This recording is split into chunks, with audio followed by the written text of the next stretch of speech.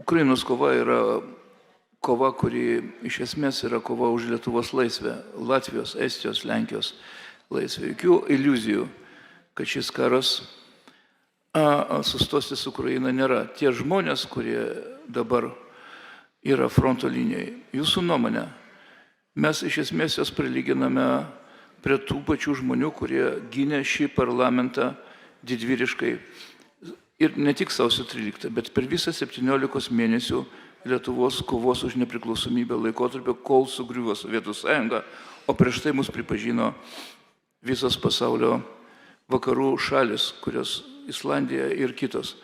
Tai šitas ženklas iš esmės skatina daryti tai, apie ką tik kalbėjo gerbimo Dovilė, aukštint, kelt Lietuvos pasipriešinimo dvasią.